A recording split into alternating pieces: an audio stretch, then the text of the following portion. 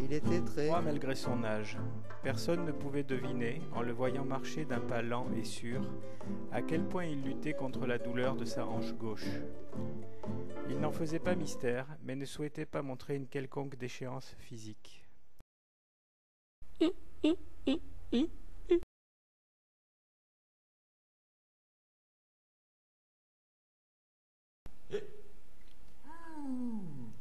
tu point légère.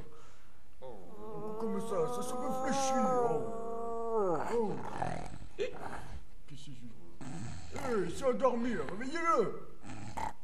Oh. Il va tirer.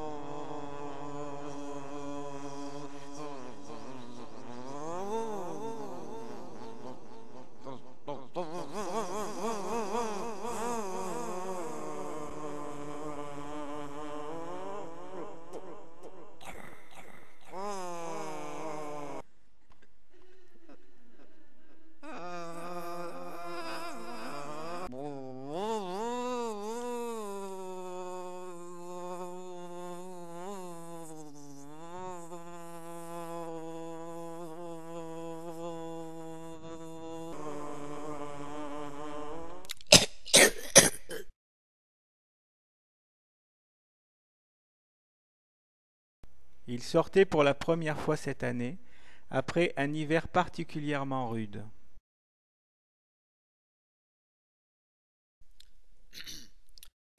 C'est bon. Vous pourriez aller ailleurs tout de même. Tu dois être le maire pour me parler comme ça, parce que des bains, il n'aime pas qu'il y ait de vide. Alors s'il y a un chaque choix, cache-toi de mon soleil, vieux mâché.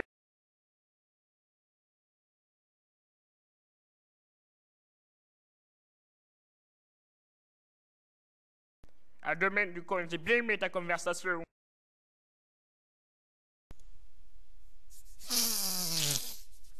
Il ne put dormir comme il l'aurait voulu.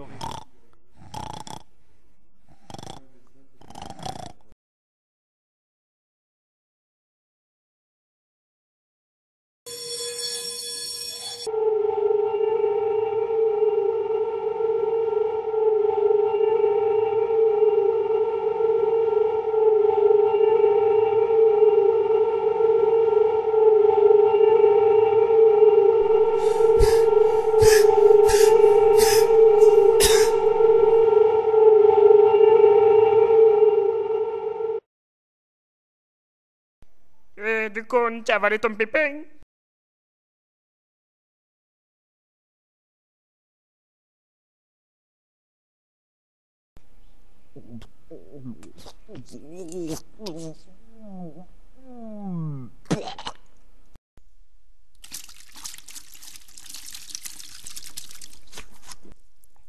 Aussi, c'est plus de ton âge de coucher sur les bancs du con.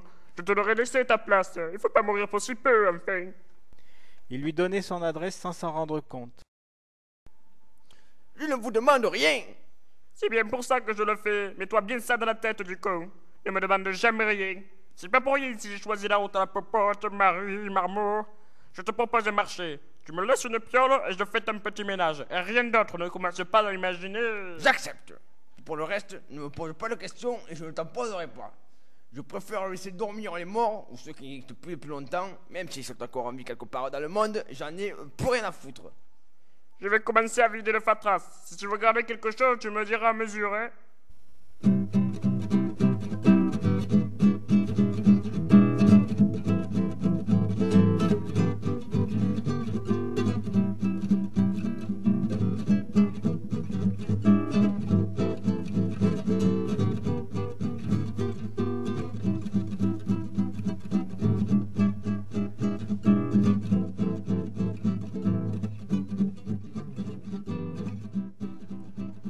Je schlingue, hein, du con. Et c'est encore pire à l'intérieur. Et puis, je me suis agité ferme pendant une paire d'heures.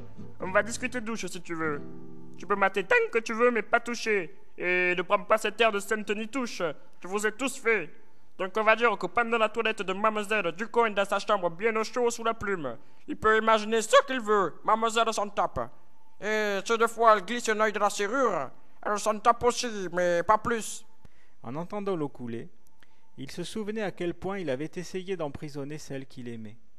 Sa femme s'était enfuie dans la maladie pour qu'il ne pût rien faire pour la tenir prisonnière.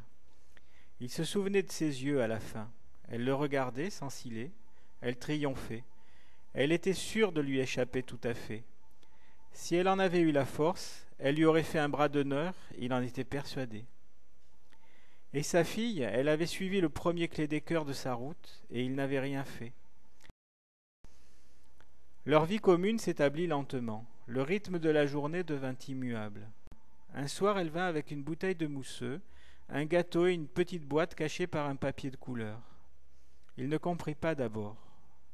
Dans un éclair, il se souvint que c'était son anniversaire.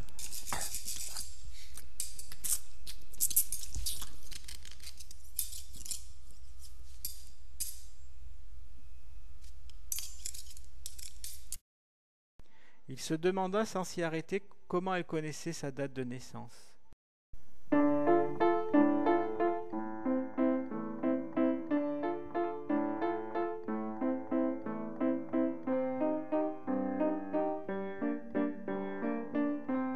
C'est le lendemain qu'elle le surprit dans l'escalier.